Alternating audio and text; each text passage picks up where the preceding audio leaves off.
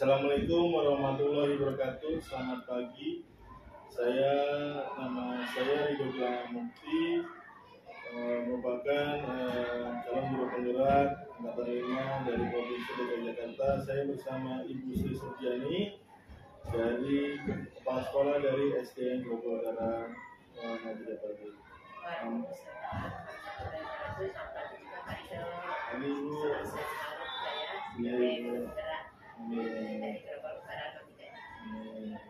Ya, mohon maaf nih Bu, mengganggu waktunya.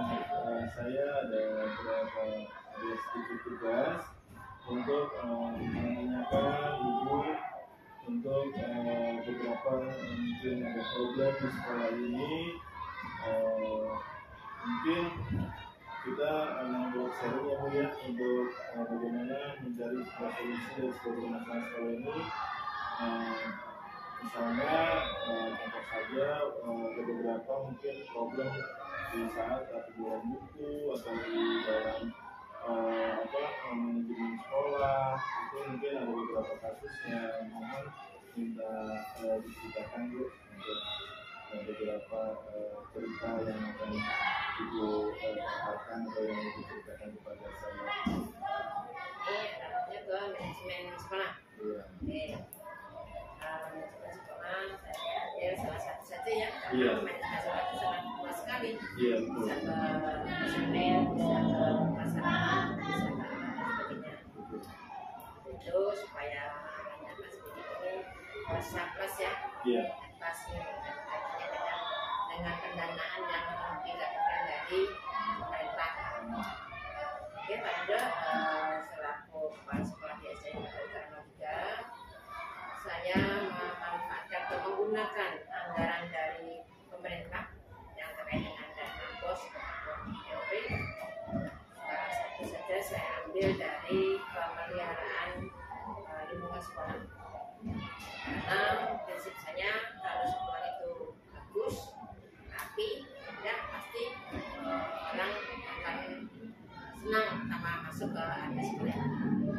Untuk menciptakan sekolah yang bagus, indah, rapi, dan sehat ini tentunya tidak terlepas dari dana dari pemerintah memang sangat besar.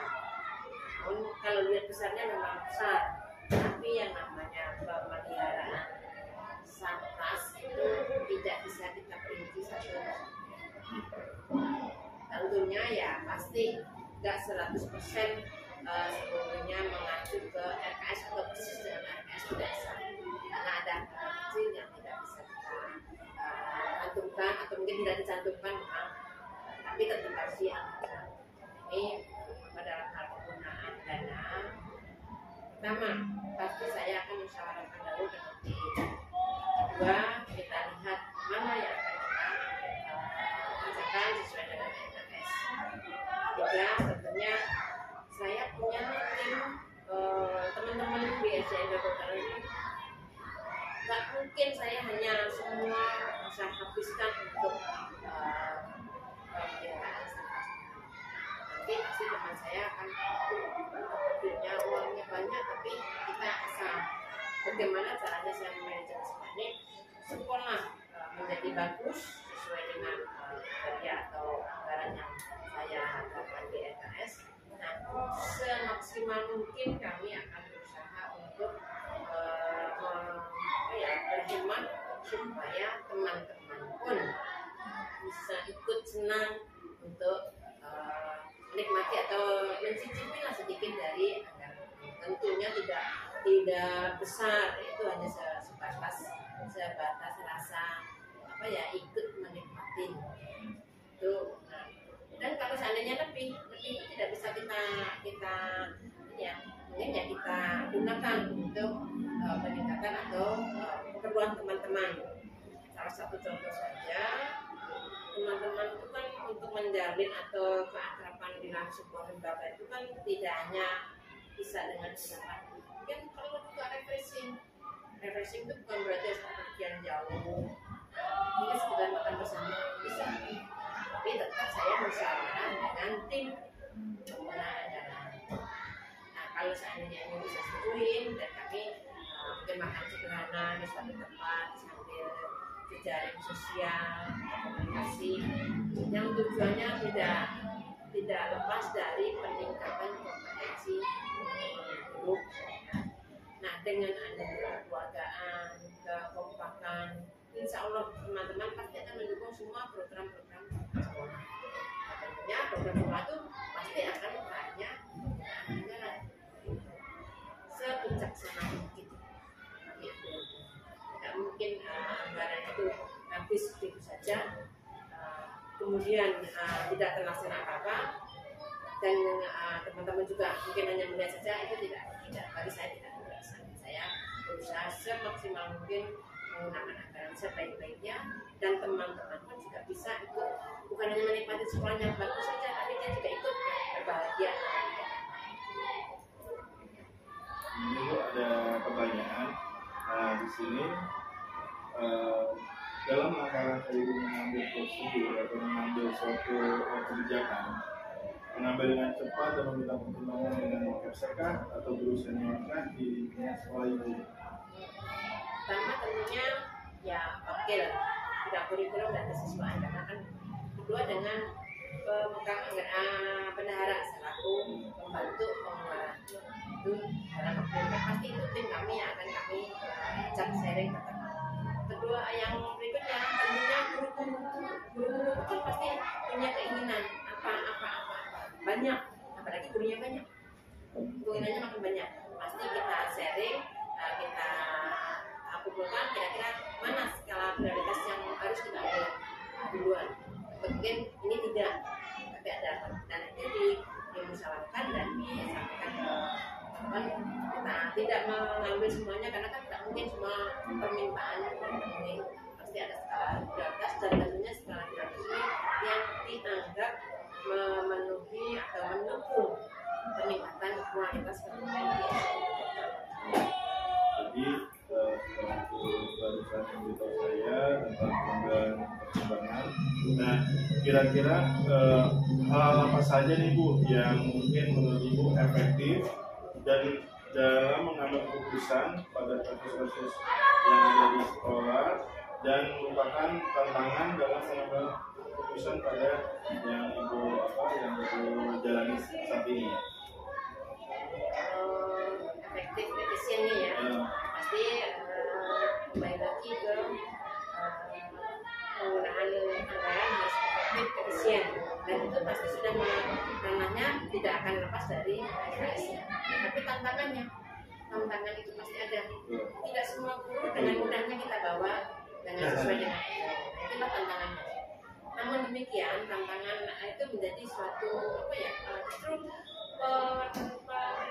peningkatan motivasi.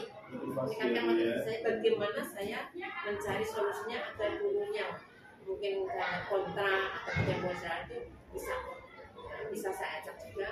Tentunya perlu saya juga merenung dahulu, evaluasi diri saya dahulu, kemudian setelah itu barulah saya dekatin guru itu, kita sharing, kita bicara, kemudian setelah ngobrol dari obrolan-obrolan itu, oh ini mungkin gurunya begini seperti itu, kan perlu waktu yang mungkin saya sehari dua hari perlu. Berarti dalam penyelesaian nasional itu Ibu memerlukan jadwal tertentu ya Bu ya? Jadwal tertentu itu bentuknya tadi seperti memanggil, diajak sharing, diajak berbicara.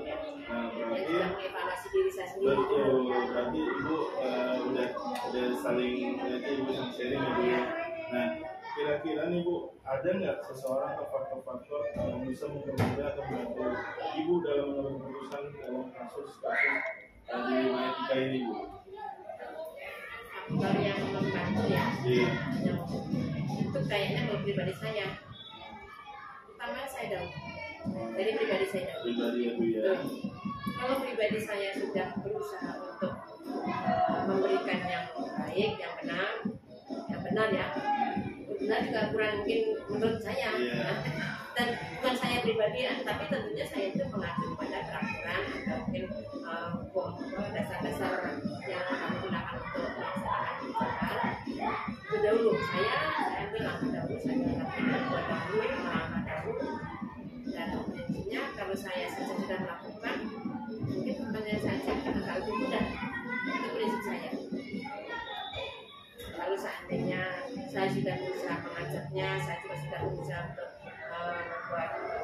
baik, karena kalau teman belum juga ya mungkin perlulah saya meminta sharing dengan atasan saya bagaimana solusinya tapi teman misalnya yang saya anggap mungkin belum bisa kan tentunya mungkin harapan saya belum bisa diterimanya, mungkin atau yang atasan saya mungkin bisa.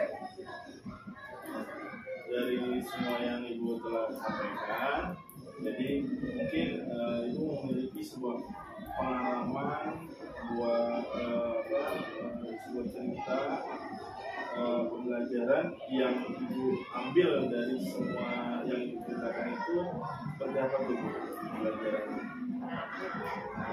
Apakah kita tuh harus terjun ke lapangan, harus kita melihat di bawah, atau bagaimana nih Bu? Ibu? Ya, agak panjang sih. Enggak apa-apa. Panjangnya dari gini. Pertama, mungkin saya pernah mengalami hal-hal yang seperti itu. Kena pada diri saya sendiri. Nah, sehingga saya seandainya saya bisa jadi pimpinan karena masalah itu.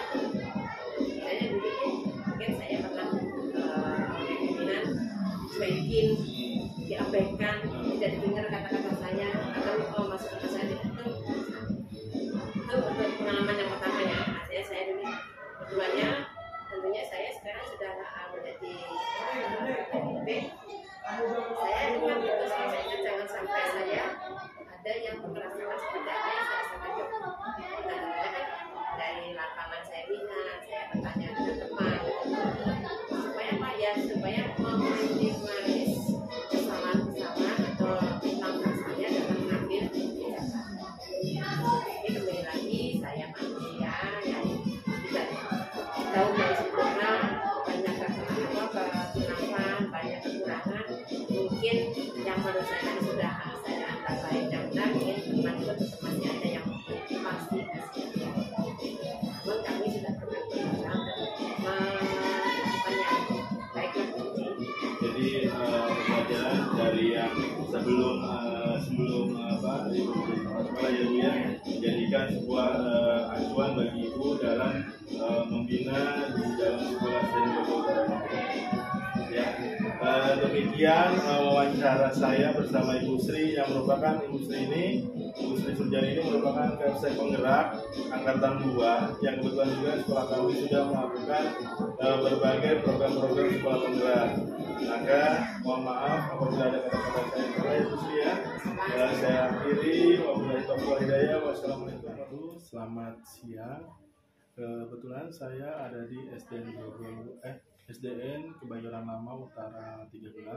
Saya bersama dengan Kepala Sekolah Bapak Adi Pranyono. Selamat siang Pak. Selamat siang Pak Rido. Saya merupakan calon guru penggerak Angkatan 5 Provinsi DKI Jakarta. Mohon izin Bapak, ada beberapa pertanyaan untuk tugas saya Pak sebagai guru penggerak.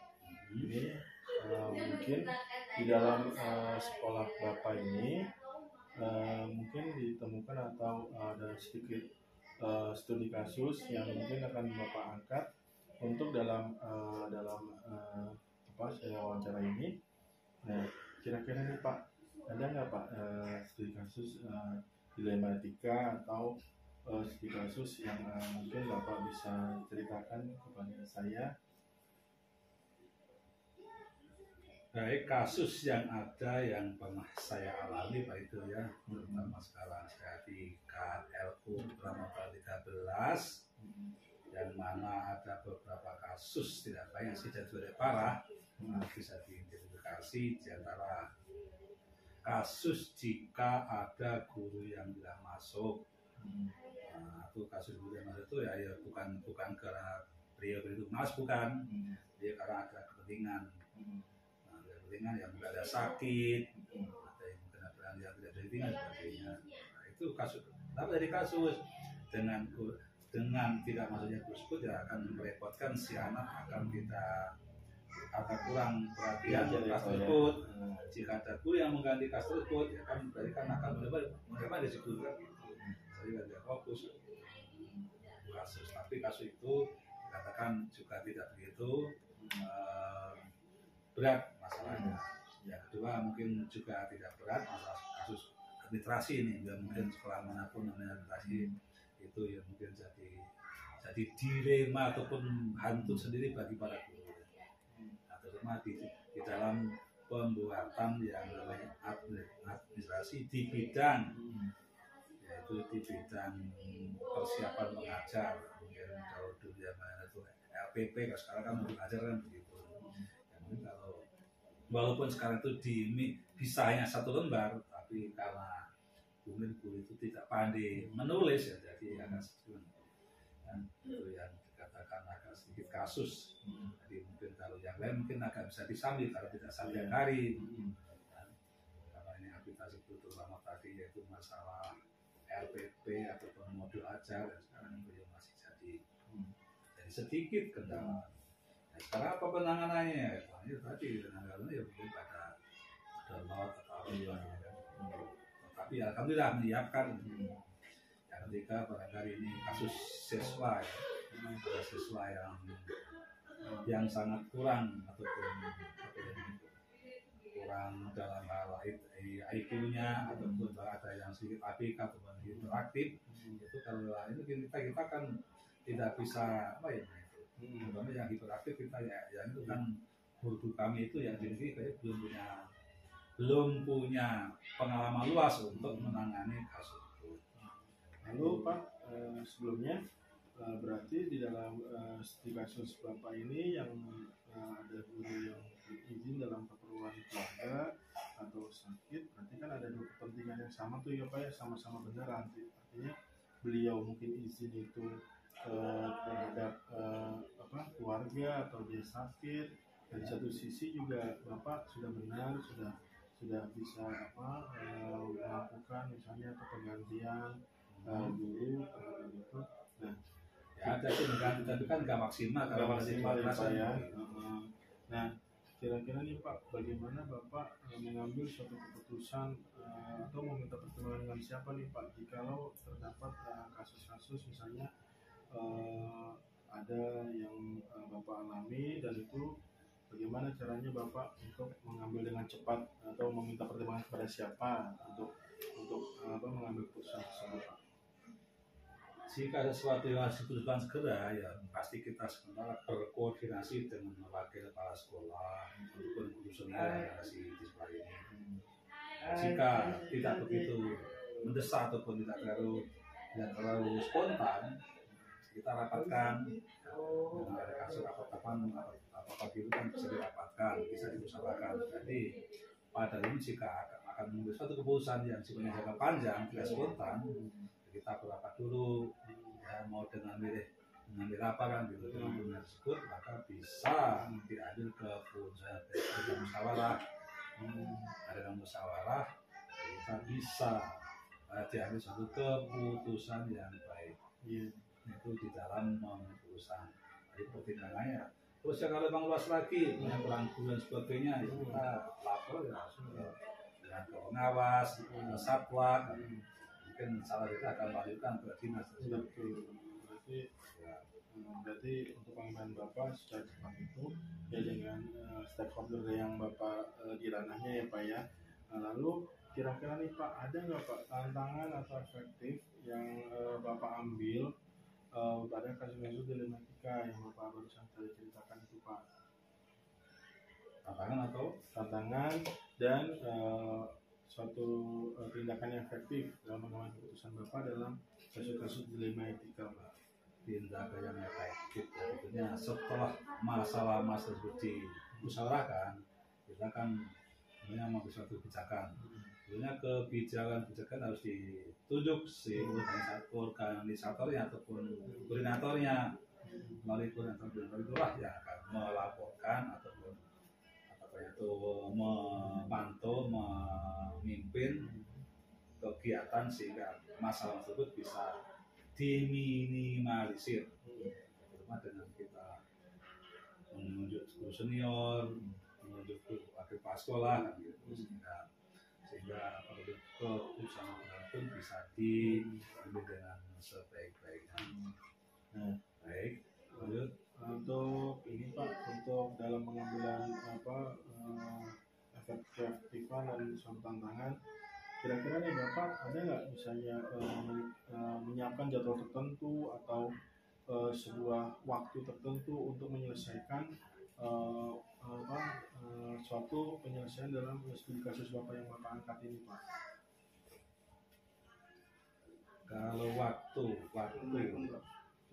tentang penyelesaian kasus ya. Waktu penyelesaian kasus ya berbeda-beda Pak. Ya, kalau memang itu mendesak kan segera panggil teman-teman musyawarah dan mufakat di mana itu penanganannya suatu tindakan. Juga yang terus waktunya kapan ya? Kalau waktu itu kan tergantung apa yang dikerjakan. Tidak hari itu jadi kan.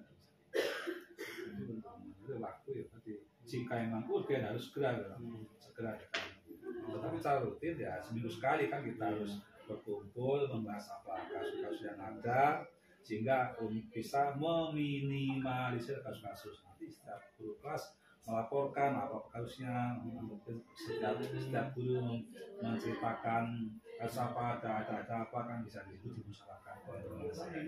Berarti setiap pekan itu Bapak mengadakan suatu kumpul atau suatu sesi untuk dimana menceritakan segala keluh kesah yang dihadapi selama pembelajaran ya Pak guru itu ya Pak. Jadi selama seminggu lah, seminggu apa kendala yang ada gitu. Jadi kita bisa mendengar keluhan-keluhan dan keluhan-keluhan dan apa yang dibutuhkan oleh teman-teman guru sehingga kita bisa merencanakan untuk memenuhinya.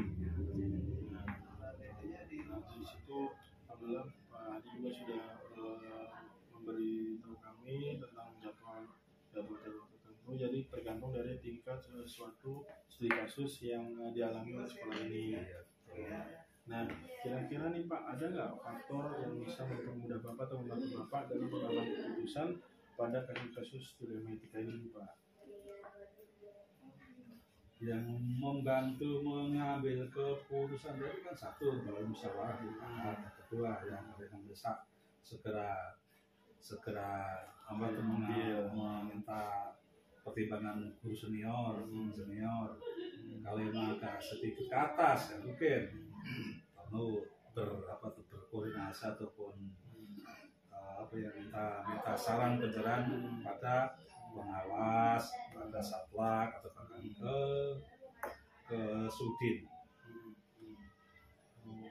Ini lewat bertahap ya Pak dalam mengambil keputusannya ya. Jadi yang mau bisa membantu Bapak atau mempermudah Bapak ya kita saling sharing aja kepada misalnya kapsek, bisa pengawas, juga dengan sesama kapsek juga bisa sesama kepala sekolah ya Pak ya.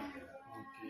Jadi kira-kira ini Pak ada nggak pembelajaran apa nih misalnya dalam studi kasus Bapak yang alami? Nah pengalaman Bapak ini mengambil dalam keputusan. Contohnya misalnya pengalaman Bapak dalam mengambil itu mungkin ada yang positif dan negatif. Nah boleh Pak nih diceritakan Pak. Sebetulnya kalau memang itu sudah dikomunikasikan dengan guru-guru, tadi kan ada lewat minta pertimbangan guru senior, seminggu sekali ada pertemuan untuk bercerita masing-masing seminggu atau kekurangan, itu maka tidak ada lagi seperti itu. Jadi akan lebih mudah dan beliau teman-teman pada menyadari kan keputusan jadi bersama-sama betul. Kecuali memang itu keputusan yang sifatnya vertikal ya dari atas ke bawah ya. Dari SD umur dinas dan sebagainya kita harus sampaikan seperti itu. Jadi kalau menyangka itu bukan apa ya, bukan kalah kita kan. Oke. Terima kasih Bapak Adi atas jawaban dari wawancara saya. Mohon maaf Pak mengganggu waktunya nih Pak. Nah, oke, terima kasih. Mudah-mudahan Pak Rido bisa kuat dan lancar berhasil dalam menjalankan sebagai guru penggerak yang nantinya bisa walaupun sekarang lelah mungkin bisa nanti jadi lilah, bisa berkah, bisa meningkatkan karir daripada Pak Rido Ginanjar. Terima kasih Pak Rido atas kunjungannya. Terima kasih Bapak atas doa dan waktunya ya Pak. Mohon maaf apabila ada kata-kata yang salah. Lalu begitulah hasil saya wawancara dengan Bapak Kepala Sekolah SDN Kebayoran Lama Utara 13 yaitu Bapak Adi Pranyono, Bapak Dr. Agus Adi Pranyono. Lalu saya kira ya Pak ya, wabillahi taufiq wal hidayah. Wassalamualaikum warahmatullahi wabarakatuh. Waalaikumsalam warahmatullahi wabarakatuh. Assalamualaikum warahmatullahi wabarakatuh. Nama saya Ridho Gilang Mukti. Saya merupakan calon guru penggerak Angkatan 5 dari Provinsi DKI Jakarta. Saya berdinas di SDN Grogol Utara 03 Pagi.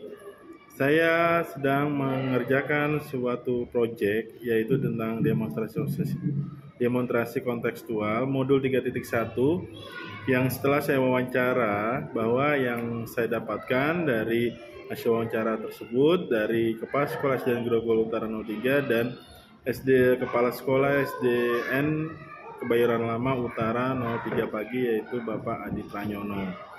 Sedangkan untuk Kepala Sekolah dari SDN Grogol Utara 03 itu ya bernama Ibu Sri Surjani SPD. Jadi selama saya melakukan wawancara itu saya menemukan beberapa sebuah studi kasus, yaitu ada salah satunya ada dilema etika yang terjadi di SDN Kebayoran Lama Utara.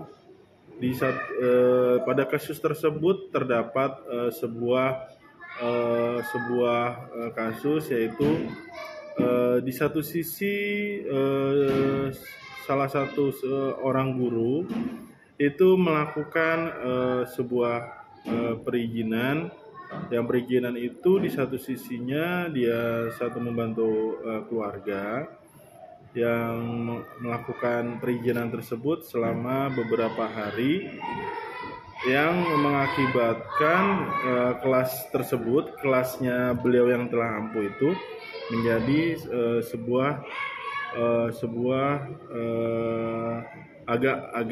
agak lama ya, dan kelas tersebut jadi terlantar. Nah, kepala sekolah tersebut agak bimbang karena di satu sisi guru itu harus berkorban untuk keluarganya karena sedang berduka. Di satu sisi sekolah juga tersebut harus menjalankan roda pembelajaran yang efektif, yang nyaman dan tidak merugikan siapapun juga. Nah, di sini ada pertanyaan dalam studi kasus demonstrasi kontekstual itu. Mengidentifikasi kasus-kasus yang merupakan dilema etika atau bujukan moral. Nah, di dalam saya wawancara kemarin itu terdapat studi dilema etika yang terjadi di SDN Kebayoran Lama Utara 13 yang kepala sekolahnya Pak Adi. Itu merupakan dilema etika. Lalu di dalam mengambil keputusannya kepala sekolah SDN Grogol Kebayoran Lama Utara 13 yaitu Pak Adi Pranyono itu mengambil keputusannya yaitu dengan cara bermusyawarah, dan dia memiliki dua kepentingan, yaitu satu kepentingan rasa keadilan dan lawan rasa kasihan gitu. Jadi di empat paradigma tersebut dia mengambil nilai paradigma yaitu rasa keadilan lawan rasa kasihan. Nah, tetapi kalau di dalam kepala sekolah Ibu Sri Surjani bahwa merupakan studi kasus bujukan moral. Nah, di situ saya bisa mendapatkan dua tipe kasus yang berbeda, alhamdulillahnya. Dan di dalam studi kasus juga langkah-langkah prosedur yang Pak Adi lakukan, yang Pak Adi Pranyono lakukan itu merupakan efektif dalam mengambil keputusan itu pada kasus dilema etika. Ya, beliau melakukan beberapa poin yang menurut dia efektif, yaitu dengan cara bermusyawarah. Lalu dia juga mempunyai sebuah tantangan, yaitu bagaimana menciptakan suatu pembelajaran yang nyaman. Lalu beliau selalu menyediakan waktu luang atau menyediakan jadwal tertentu untuk menyelesaikan studi kasusnya. Contohnya memanggil beberapa rekan sejawat atau wakil kepala sekolah, lalu guru senior dikumpulkan dalam ruangan tertentu dan dalam waktu tertentu. Beliau selalu mengajak koordinasi, jadi menyelesaikannya dengan cara bersama-sama, dan dia melihat dari satu sisinya itu beliau sudah beberapa tahap dalam konsep pengambilan keputusan itu. Contohnya misalnya dalam paradigma benar lawan benar. Jadi dari paradigma ini dia udah mengambil langkah. Lalu ada resolusinya, dia berbasis peraturan. Dari peraturan itu lalu dia buat keputusan dan beliau juga merefleksikan, oh ya kalau seperti itu saya harus berjalan dengan cara apa dan bagaimana beliau mengantisipasi. Lalu beliau juga menentukan siapa yang terlibat dalam situasi ini, yaitu pertama beliau sendiri, lalu guru tersebut, dan mengajak rekan wakil kepala sekolah ini untuk bermusyawarah. Tapi yang terlibat adalah kepala sekolah dan guru tersebut. Lalu faktor-faktor yang relevan yaitu dengan melihat apa yang terjadi, dia bisa mengungkapkan apa yang terjadi dalam kasus ini. Lalu menguji benar atau salah, yaitu mengujinya dengan cara uji regulasi atau standar profesional. Lalu di situ ada beberapa tahapan pelanggaran atau kode etik yang menggunakan waktu izin yang agak lama di situ. Nah, lalu dalam uji kepanutan atau idola, lalu Pak Adi tersebut, Bapak Adi ini, beliau bertanya secara bertahap mulai dari wakil kepala sekolah sampai pengawas untuk melakukan suatu solusi dari refleksi studi kasus yang beliau jalankan. Nah,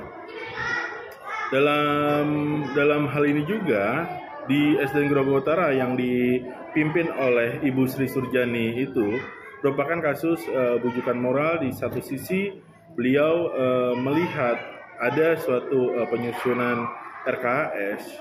Nah, di dalam susunan RKS itu, nah beliau sempat mengucapkan bahwa kita ini harus semuanya menjalankan sesuai dengan RKS, tetapi di satu sisi guru juga harus melakukan suatu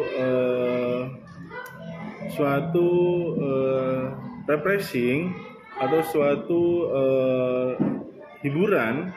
Nah, disitulah mungkin kegalauan dari Ibu Sri Surjani ini melakukan suatu tindakan atau keputusan. Nah, dalam hal ini beliau melihat dampak dari beberapa tahapan yang akan beliau jalankan. Nah, akhirnya di dalam pengambilan keputusannya beliau melakukan suatu refreshing atau melakukan itu, tetapi dijalankan secara lewat pembinaan. Nah, di dalam pembinaan itulah nanti setidaknya ada kegiatan yang selain untuk hiburan, tetapi untuk pembinaan guru-guru tersebut agar lebih profesional. Nah, di dalam RKS sudah sesuai dengan dalam pembuatan RKS yang diadakan Ibu Sri di SDN Grogol Utara 03 pagi ini, beliau telah menjalani sesuai dengan prosedurnya. Mereka sudah memanfaatkan apa yang harus dijalankan, apa yang harus dikeluarkan, dan apa yang harus digunakan. Di dalam keputusan juga beliau tentunya bilang bahwa ada pro kontra pasti di dalam organisasi. Maka beliau mengajak berbicara terhadap apa yang beliau rasakan. Jadi yang pro kontranya itu kita dikumpulkan, dikoordinasikan apa yang digunakan untuk sekolah ini semakin maju dan semakin bagus. Nah, beliau juga menyempatkan waktu untuk berkoordinasi, menyempatkan waktu dan jadwal terhadap wakil kepala sekolah dan berbagai stakeholder yang di dalamnya itu yang beliau rasa bisa untuk menyelesaikan suatu kasusnya. Lalu di dalam kasusnya tersebut, beliau juga mengambil keputusan membantu menghadapi atau mengajak seseorang atau mengajak beberapa orang untuk menyelesaikannya. Contohnya dari wakil kepala sekolah, dari guru senior, tetap beliau ajak rembuk. Nah, itu merupakan sudah melalui beberapa pengambilan keputusan yang sesuai dengan 9 langkah dalam pengambilan keputusan. Nah, untuk dalam pengujiannya, dalam pengujian paradigma benar lawan benar, yaitu beliau melakukan suatu paradigma, yaitu individu lawan kelompok atau komunitas. Nah, disitulah perbedaannya dari Bapak Adi Pranyono yang berada di SDN Bayoran Lama Utara 13. Nah, di dalam itu juga seringkali ada dua pilihan yang kita pilih. Misalnya ada kompromi hasil apa yang akan dijalankan atau rencana yang akan dijalankan. Nah, ternyata dari kedua kepala sekolah ini sudah berhasil menjalankan sebuah opsi trilema yang rencana yang akan dia jalankan. Nah, lalu kedua kepala sekolah ini juga sudah membuat suatu keputusan yang sangat baik. Nah, tetapi memang belum sepenuhnya dalam pengambilan 9 keputusan itu, beliau belum melewati tahapan-tahapan, hampir tetapi belum sempurna dalam pengambilan 9 langkah keputusan ini. Jadi itu saja dari saya selaku calon guru penggerak angkatan 5 dari Provinsi DKI Jakarta. Saya membuat suatu refleksi dari analisis wawancara saya terhadap kedua kepala sekolah dalam pengambilan keputusan yang ada di sekolahnya. Saya akhiri, mohon maaf apabila saya ada kata-kata saya yang salah. Saya akhiri, wabillahi taufiq wal hidayah. Wassalamualaikum warahmatullahi wabarakatuh.